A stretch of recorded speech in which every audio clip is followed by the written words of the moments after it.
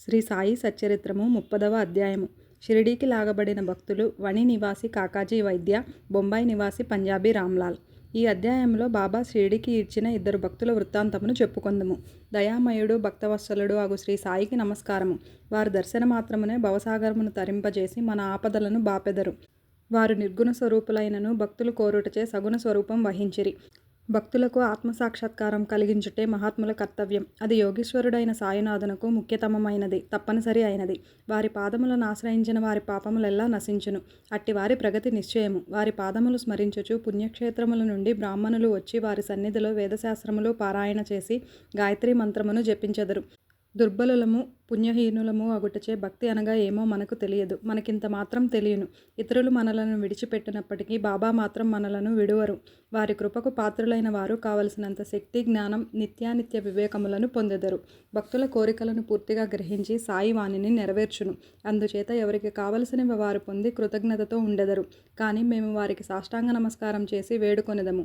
మా తప్పులన్నీయు క్షమించి సాయి మా ఆరాటములన్నీయు బాపుగాక. కష్టముల పాలై సాయిని ఈ విధంగా ప్రార్థించు వారి మనస్సు శాంతించి బాబా కటాక్షంచే వారు సంతుష్టి చెందెదరు. దయాసముద్రుడకు సాయి కటాక్షించుటచే హేమట్ పంతు ఈ గ్రంథమును రాయగలిగినని చెప్పుకొనెను. లేకున్నచో తనకు గల యోగ్యత ఎంత? ఎవరింత కఠినమైన పనికి పూనుకొనగలరు? శ్రీ సాయి ఆ భారమంతయు వహించుటచే హేమట్ పంతుకు కష్టం గాని శ్రమ గాని కానరాకుండెను. తన వాక్కును కలమును కూడా ప్రేరేపించుటకు శక్తివంతమగు జ్ఞానమనే వెలుతురుండగా అతడు సంశయం గాని ఆరాటం గాని పొందనేలా? అతడు రాసిన ఈ పుస్తక రూపమున శ్రీ సాయి అతని సేవను గైకొనెను.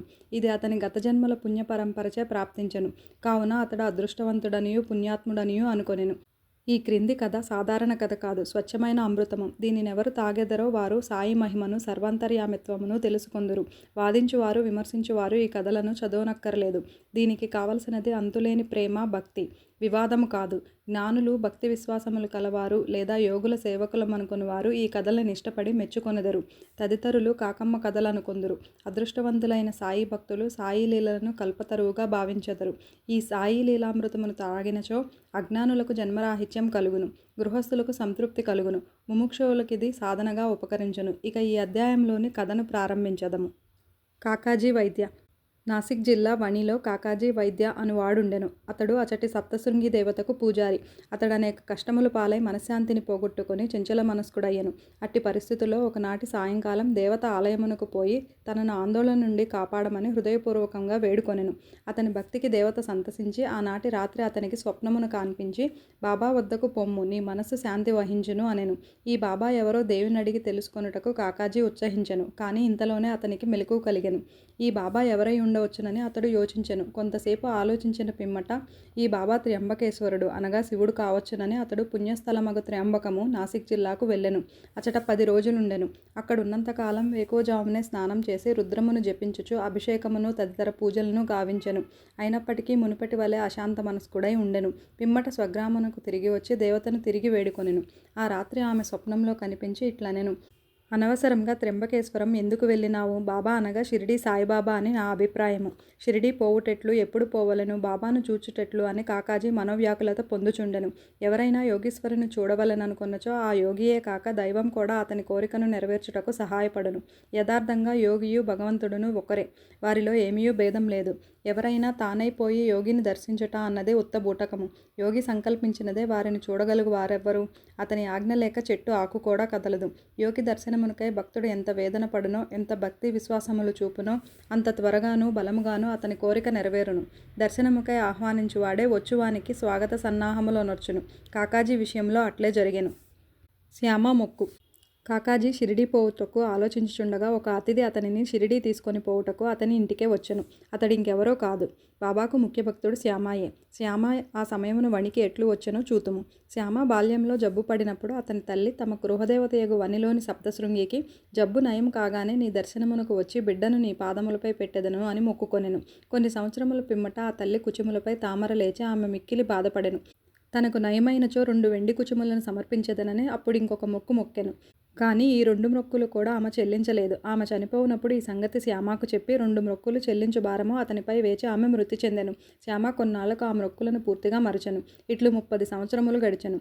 అప్పట్లో షిరిడీకి ఒక పేరు పొందిన జ్యోతిష్కుడు వచ్చి నెలదినములు అచట మకాము చేసెను. అతడు శ్రీమాన్ బూటి మొదలగు వారికి చెప్పిన భవిష్యత్తు సంతృప్తికరంగా ఉండెను. శ్యామ తమ్ముడు బాపాజీ జ్యోతిష్య పండితుడిని సంప్రదించగా అతడు తల్లి మ్రొక్కులు చెల్లించకపోవటచే వారికి కష్టములు సప్తశృంగి దేవత కలుగచేయుచున్నదనెను. బాపాజీ ఈ సంగతి శ్యామకు తెలియపరచెను. అప్పుడు శ్యామకు సర్వం జ్ఞప్తికి వచ్చెను.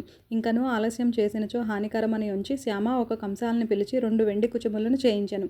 మసీదుకు పోయి బాబా పాదములపై పడి 2 కుచుములను అచట పెట్టి తన మ్రొక్కులను చెల్లజేయమని బాబాయే తన సప్తశృంగి దేవత అగుటచే వానిని ఆమోదించమని వేడెను. నీవు స్వయంగా పోయి సప్తశృంగి దేవతకు మ్రొక్కును చెల్లింపు అని బాబా నిర్బంధించెను. బాబా ఊది ఆశీర్వాదమును పొంది శ్యామ వణి పట్టణమునకు బయలుదేరెను. పూజారి ఇల్లు వెదుకుచూ తుదకు కాకాజీ ఇల్లు చేరెను. అప్పుడు కాకాజీ షిరిడీ పోవాలనని గొప్ప కుతూహలంతో ఉండెను. అట్టి సమయంలో శ్యామ వారింటికి వెళ్ళెను. ఇది ఎంత ఆశ్చర్యకరమైన కలయికయో చూడుడు. మీరెవరు, మీరెక్కడి నుండి వచ్చినారని కాకాజీ అడిగెను. మాది షిరిడీ, నేను సప్తశృంగికి మొక్కు చెల్లించుటకు ఇక్కడకు వచ్చినానని శ్యామ అనెను. షిరిడీ నుంచి వచ్చెనని తెలియగానే శ్యామను కాకాజీ కౌగలించుకొనెను. ప్రేమచే మైమరచెను. వారు సాయి లీలల గురించి ముచ్చటించుకొనిరి. శ్యామ మొక్కులనియు చెల్లించిన పిమ్మట వారిద్దరూ షిరిడీకి బయలుదేరిరి. షిరిడీ చేరగానే కాకాజీ మసీదుకు పోయి బాబాను చూచి వారి పాదములపై పడెను. అతని కండ్లు కన్నీటితో నిండెను. అతని మనసు శాంతించెను. సప్తశృంగి దేవత స్వప్నంలో తెలియపరిచిన రీతిగా బాబాను చూడగానే అతని మనసులోని చంచలత్వం అంతయు పోయి ప్రశాంతి వహించెను. కాకాజీ తన మనసులో ఇట్లనుకొనెను. ఏమీ ఈ అద్భుత శక్తి? బాబా ఏమీయూ పలకలేదు. ఉత్తర ప్రత్యుత్తరములు కూడా జరగలేదు. ఆశీర్వచనములైనా పలకలేదు. కేవలం వారి దర్శనమే సంతోషమునకు కారణమయ్యను. వారి దర్శనమాత్రమునే నా మనశ్చాంచల్యం పోయినది. అంతరంగమున ఆనందం ఉద్భవించినది. ఇదియే దర్శన భాగ్యము. అతడు తన దృష్టి సాయినాథుని పాదములపై నిగడించెను. అతని నోట మాట రాకుండెను. బాబా లీలలు విని అతని సంతోషమునకు అంతు లేకుండెను. బాబాను సర్వస్వ శరణాగతి వేడెను. తన వేదనను బాధలను మరచెను. స్వచ్ఛమైన ఆనందమును పొందెను. అక్కడ 12 రోజులు సుఖంగా ఉండి తుదకు బాబా వద్ద సెలవు తీసుకొని వారి ఊది ప్రసాదము ఆశీర్వచనమును పొంది ఇల్లు చేరెను. రహతా కుశాల్ చంద్. తెల్లవారుజామున వచ్చిన స్వప్నం నిజమగునని అందరు. ఇది సత్యమే కావచ్చు. కానీ బాబా స్వప్నములకు కాలనియమం లేదు. ఒక ఉదాహరణము. ఒకనాడు సాయంకాలం బాబా కాకాసాహెబ్ దీక్షిత్ను రహతాకు పోయి చాలా రోజుల నుండి చూడకుండుటచే కుశాల్ చందును తీసుకురమ్మనెను. ఒక టాంగాను తీసుకొని కాకా రహతా వెళ్ళెను. కుశాల్ చందును కలుసుకొని బాబా చెప్పిన వార్తను అందచేశాను. దీనిని విని కుశాల్ చంద్ ఆశ్చర్యపడెను. మధ్యాహ్న భోజనానంతరం నిద్రపోవుచుండగా తనకు స్వప్నంలో బాబా కనపడి వెంటనే షిరిడీకి రమ్మన్నందున అతడు షిరిడీకి పోవుటకు ఆతురతతో ఉన్నానని చెప్పెను. తన గుర్రం అచట లేకుండుటచే తన కుమారుని బాబాకు ఈ సంగతి తెలుపుటకై పంపెను. కుమారుడు ఊరు బయటకు పోవుసరికి దీక్షిత్ తాంగాను తీసుకొని వచ్చెను. కుశాల్ చందును తీసుకొని రావలసినదని బాబా దీక్షిత్కు చెప్పుటచే ఇద్దరూ టాంగాలో కూర్చుండి షిరిడీకి చేరిరి. కుశాల్ చంద్ బాబాను దర్శించెను. అందరూ సంతసించిరి. బాబా ప్రదర్శించిన ఈ లీలను చూసి కుశాల్ చంద్ మనస్సు కరిగెను. పంజాబీ రామ్లాల్ బొంబాయి నివాసి. ఒకనాడు బొంబాయిలో ఉండు పంజాబీ బ్రాహ్మణుడు రామ్లాల్ అనువాడు ఒక స్వప్నమును గాంచెను. ఆ స్వప్నంలో బాబా కనపడి షిరిడీకి రమ్మనెను. బాబా వానికి మహంతు వలె కనిపించెను. కానీ అతనికి వారెచట గలరో తెలియకుండెను. పోయి వారిని చూడవలనని మనమును నిశ్చయించెను.